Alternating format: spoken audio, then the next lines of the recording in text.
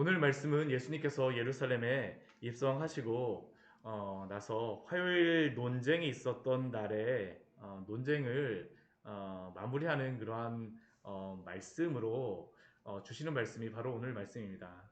예수님께서 이 예루살렘의 그 사역에서 가장 길게 하셨던 그러한 날이 바로 사역을 하셨던 날이 바로 화요일입니다. 논쟁뿐만 아니라 이제 이후에 오늘 그 21장 이후의 말씀에서는 심판에 대한 말씀도 감람산 위에 올라가시면서 이제 예루살렘에서 나가시면서 말씀하시게 되는데요. 이제 논쟁을 마무리하면서 예수님께서 오늘 말씀을 하십니다. 근데 이 논쟁을 마무리하시는 이 부분 앞에 권위 논쟁도 하고 세금 논쟁도 하고 또한 부활 논쟁에 대한 이 세 가지 논쟁을 마치셨는데 예전에는 그 여러 종교 지도자들이 와서 예수님께 질문을 하였습니다. 예수님께 질문하는 것이 바로 그 세 가지 논쟁에서의 그러한 시작이었었죠. 논쟁의 시작을 그 종교 지도자들이 예수님께 질문하였다면 오늘 그 저희가 읽은 그 누가복음 20장 41절 이후의 말씀에서는 예수님께서 오히려 이 종교 지도자들에게 질문을 하십니다. 질문을 하세요. 무엇이라고 질문을 하실까요? 41절 말씀 보게 되면 사람들이 어찌하여 그리스도를 다윗의 자손이라 하느냐. 예수님께서 이 질문을 하신 것은 굉장히 중요한 질문입니다. 굉장히 중요한 질문입니다. 왜 종교 지도자들이 지금까지 이렇게 예수님에 대하여서 논쟁을 하고 공격을 했을까요? 사실은 예수님을 가장 먼저 알아보고 가장 환영을 해야 될 그 사람들임에도 불구하고 왜 예수님께 가서 논쟁을 하고 공격을 했겠습니까? 그것은 그들이 예수님이 어떤 분이신지를 알지 못하기 때문입니다. 그들이 예수님께 대하여서 알았던 것은 반만 알았습니다. 그들이 예수님께서에 대해서 알았던 것이 무엇일까요? 그들은 예수님을 다윗의 자손으로만 오는 것으로만 알았습니다. 예수님이 다윗의 자손으로만 오셨다라고 그들은 이해를 했습니다. 그런데 예수님은 어떤 분으로 오셨을까요? 물론 구약 성경에 그 약속하신 대로 다윗의 자손으로 오셨습니다. 그러나 앞에서 예수님께서 계속적으로 말씀하시는 것과 같이 사랑하는 아들로 자신을 지칭하시는 것과 같이 예수님은 하나님의 아들로 오셨음을 말씀해 주시죠. 예수님은 인성을 지니시고 다윗의 자손으로 오셨지만 또한 신성을 지니시고 하나님의 아들로 오셨습니다. 그런데 이것을 그들은 몰랐어요. 그래서 그들은 예수님께서 성전에서 청결하게 하시며 내 집은 만민이 기도하는 집이라고 하셨을 때 예루살렘 성전이 내 아버지의 집이기에 하나님의 집이기에 그리스도로서 성전을 청결하게 하셨음에도 그들은 다윗의 자손 그리스도라고 하면 성전에서 상을 얻는 것이 아니라 로마의 사람들을 쫓아내야 된다고 생각했죠. 그들이 생각했던 것은 예수님에 대하여서 다윗의 자손으로만 생각을 했던 것입니다. 예수님이 다윗의 자손일 뿐만 아니라 하나님의 아들, 신성을 가지신 분임을 그들은 몰랐기 때문입니다. 자신들의 권위만 침해받았다라고 해서 생각을 했죠. 그래서 여러 가지의 논쟁을 가지고 예수님께 다가왔던 겁니다. 그런데 오늘 예수님께서는 무엇을 말씀하십니까? 다윗의 자손일 뿐만 아니라 다윗의 자손 넘어서 오신 분임을 우리에게 분명히 말씀하시죠. 그게 바로 42절과 43절의 말씀 아닙니까? 시편에 다윗이 친히 말하였을 때 다윗이 고백하였던 그 고백, 주께서 내 주께 이르시되 내가 내 원수를 내 발등상으로 삼을 때까지 내 우편에 앉았으라. 우리 이 말씀은 시편 110편에 나와 있는 말씀을 인용한 것입니다. 우리 시편 110편 말씀 같이 한번 찾아보도록 할까요? 우리 시편 110편 우리 1절 말씀에서 바로 이 말씀이 나오고 계셔. 다윗이 이것을 믿음으로 고백한 것입니다. 믿음으로 바라보았어요. 다윗은 그리스도를 바라보면서 바로 그가 고백하였던 것이 바로 시편 110편 1절의 말씀이었죠. 같이 한번 읽어보겠습니다. 우리 구약성경 886페이지입니다. 여호와께서 내 주에게 말씀하시기를 내가 내 원수들로 내 발판이 되게 하기까지 너는 내 오른쪽에 앉아있으라 하셨도다. 여호와께서 주께서 내 주에게 말씀하시기를. 여기서 중요한 것은 다윗이 여호와를 주로 고백할 뿐만 아니라 또 다른 주를 고백하고 있다는 것이죠. 그 다른 주가 누구겠습니까? 바로 그리스도라는 것입니다. 다윗이 그리스도를 주라 칭하였으니. 어떻게 다윗이 그리스도를 주라 칭하였는데, 그래서 예수님께서 그들에게 질문하시죠. 어찌 그의 자손이 되겠느냐라는 것이 바로 예수님께서 이들의 눈을 띄워주시기 위하여서 질문하시는 것입니다. 즉 예수님께서는 이 땅에 혈통적으로는 분명히 다윗의 자손으로 오셨지만, 그러나 다윗도 고백하고 알고 있는 것과 같이 그리스도로서 하나님의 아들로서 신성을 지니신 분으로 오셨다라는 것을 지금 이 예루살렘에서 종교 지도자들에게, 모든 백성들이 알아들을 수 있도록 그들에게 말씀하여 주시는 것입니다. 이것은 오늘날도 너무나도 중요하죠. 지금도 이슬람 지역에 가서 예수님을 랍비로, 다윗의 자손으로, 한 명의 선생이자 선지자로 그들에게 말한다라고 하면 우리는 환영을 받을 것입니다. 모든 이슬람 교도들은 예수님을 한 명의 선생이자 선지자로서 인정합니다. 그러나 예수님을 하나님의 아들로 전한다면 어떻게 될까요? 당장 그 자리에서 종교 재판을 받고 박해와 고난을 받게 될 것입니다. 이것은 우리가 사는 이 시대에도 동일하죠. 우리가 만약 예수님을 부처와 공자와 소크라테스와 같은 4대 성인으로서 말을 하고 예수님의 말씀을 좋은 윤리적인 그러한 내용으로서, 도덕책에 있는 그러한 그 내용으로 그들에게 말한다라고 하면 그들은 어떻게 할까요? 좋은 얘기라고 인정을 할 것입니다. 오늘 좋은 얘기 말씀해 주셔서 좋은 그러한 이야기 듣고 참 마음이 따뜻해졌네요 하고 우리에게 감사함을 표할 것입니다. 그러나 예수님을 하나님의 아들로서, 구주로서, 우리의 주요 그리스도로서 그들에게 전한다라면 그들은 어떻게 할까요? 배척하는 일들이 발생할 것입니다. 오늘날도 일어나고 있죠. 오늘날도 일어나고 있습니다. 이게 바로 그리스도에 대하여서 갖고 있는 이 세상 사람들의 생각입니다. 2000년 전서부터 지금까지 그리스도를 좋은 선생이자 선지자로 인정할 수 있을지 모르지만 구주로서, 주인으로서 인정하지는 않습니다. 그러나 우리는 예수님이 바로 하나님의 독생자로 이 땅에 오셨음을 우리는 전하여야 합니다. 이것이 바로 복음의 핵심이죠. 예수님은 인성을 가지셨을 뿐만 아니라 하나님의 아들로서 신성을 가지신 분이십니다. 우리는 세상이 받아들이지 않는다라고 해서, 세상이 받아들이건 받아들이지 않건 간에 예수님의 인성과 신성을, 우리의 구원자 되심을 자랑하며 전해야 될 줄 믿습니다.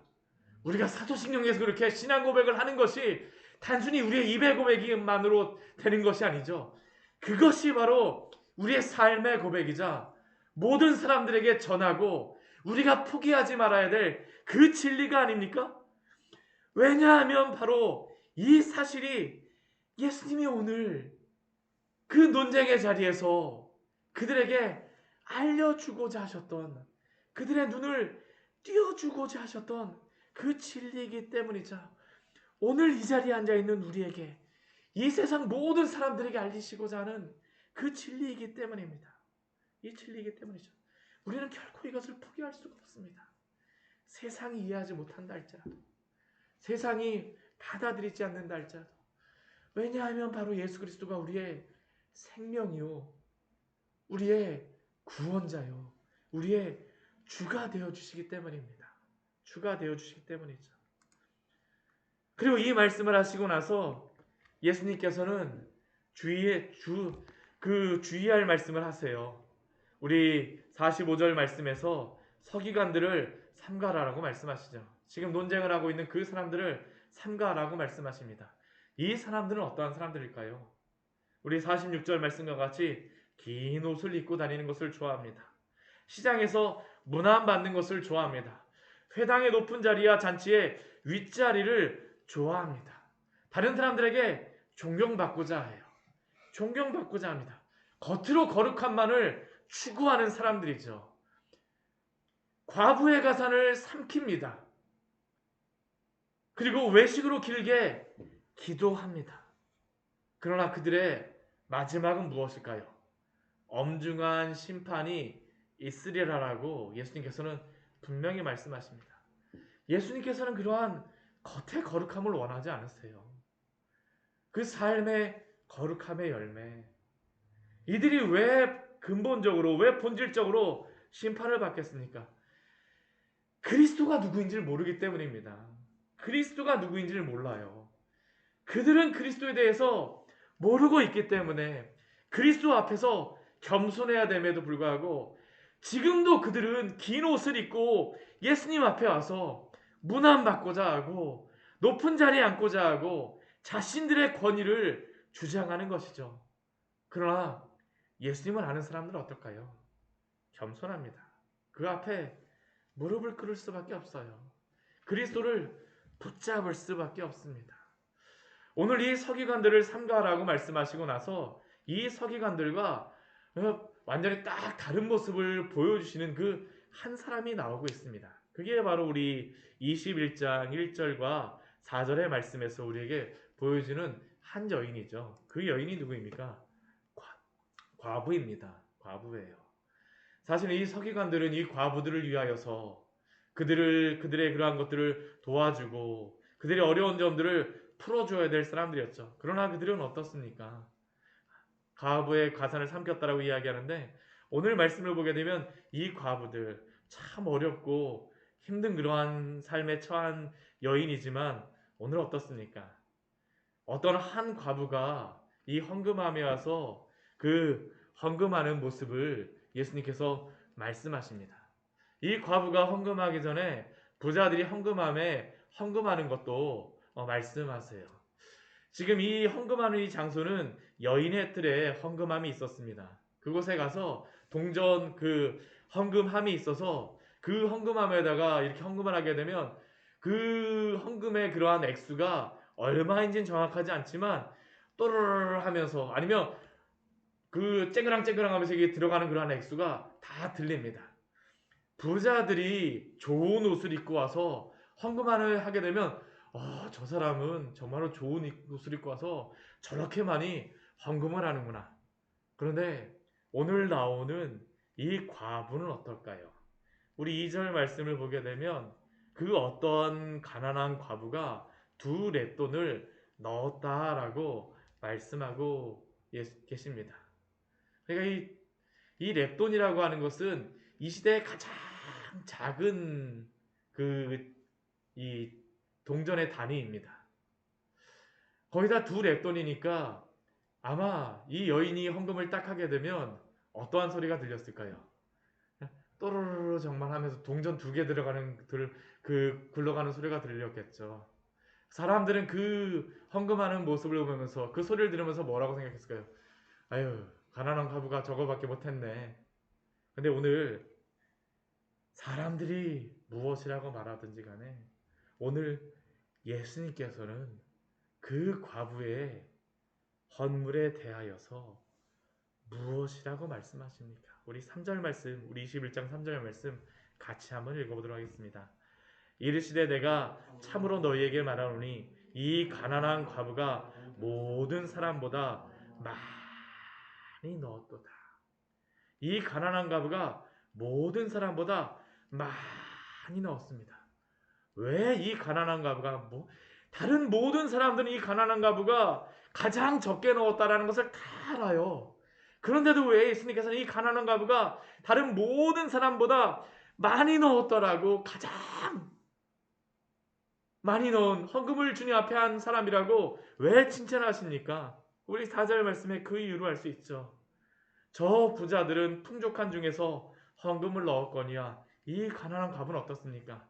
자기가 가지고 있는 생활비 전부를 넣었느니라. 아마 이 여인이 가지고 있던 이 두 렙돈은 자신이 오늘 먹을 그 양식의 돈이었을 것입니다. 자신의 모든 것을 넣었다라는 것이죠. 사람들은 겉을 보고, 사람들은 외모로 판단하지만 예수님께서는 그 중심을 아시고 그 마음을 아시는 것입니다. 어떻게 이 과부가 이렇게 헌금을 했을까요? 사실은 예수님께서는 많은 헌물을 하라고 말씀하시는 것이 아니죠. 어떻게 이 가난한 과부가 하나님께 이러한 헌물을 했겠습니까? 하나님이 전부가 되어주시기 때문입니다. 이 여인에게. 하나님이 너무나도 사랑스러워요. 하나님을 사랑하지 않으면 이것을 행할 수가 없습니다. 이것은 오늘날도 동일하죠. 우리가 하나님을 사랑하게 되면, 하나님을 너무나도 좋아하게 되면, 하나님이 나의 전부가 되게 되면, 그리스도가 나의 구주요 주가 되게 되면 어떡할까요?